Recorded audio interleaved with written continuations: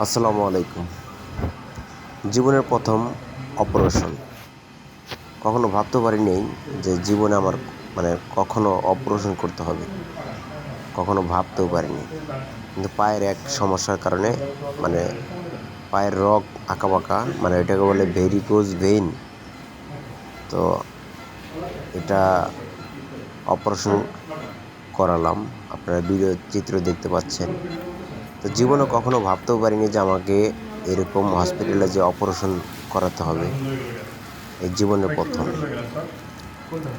তো কারো যেন এরকম না হয় এই দোয়া করি। কিন্তু আসলে কি হয়ে যায়, চলার ক্ষেত্রে জীবনে বেঁচে থাকলে যে কোনো সমস্যার সম্মুখীন হতে হয়।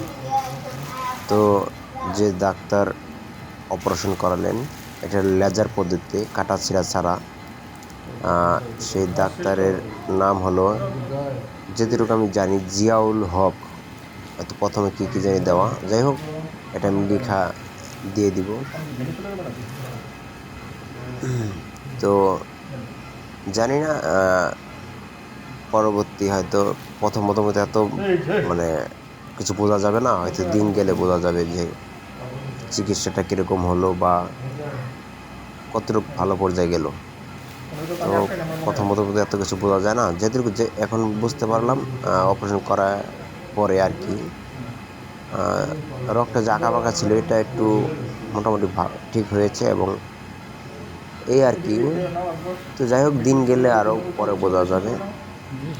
তো যাই হোক, সবাই দোয়া করবেন আমার জন্য, আর আমিও আপনাদের জন্য দোয়া করি।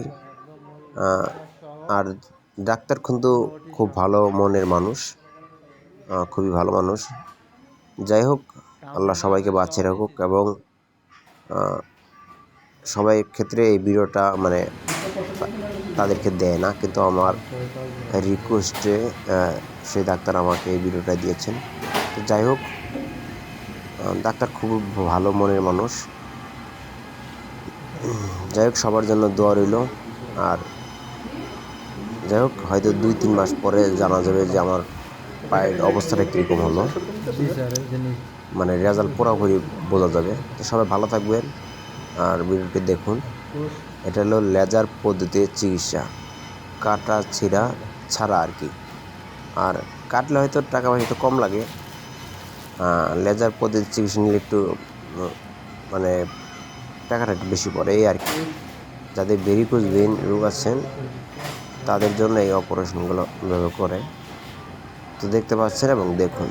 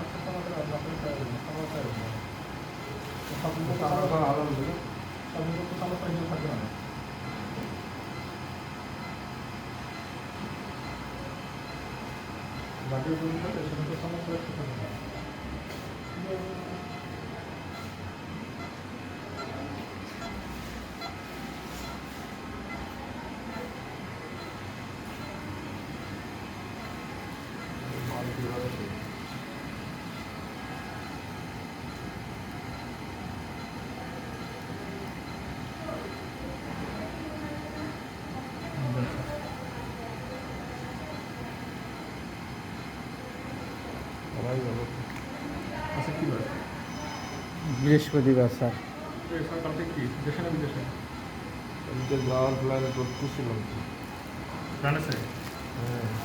হ্যাঁ, কালকে বাইরে থাকতে না, কোনো রোগী যদি খাসির গরু নিয়ে আসে খাইয়েছেন। ও আচ্ছা, আমি বুঝলাম যাবো তো যাবো অনেক রোগী তো এমন কুমিল্লায় আসে, বুঝলে না?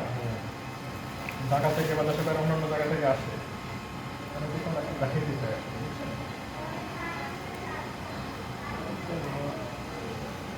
রুগী আমার ফোন দেয়, ডাক্তারের আমার ফোন দিচ্ছে, সিরিয়ালের যে নাম্বার এটা ফোন দিতে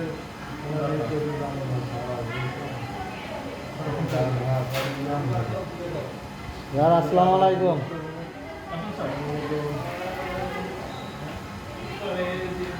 সবাই দেবেন অনেকে।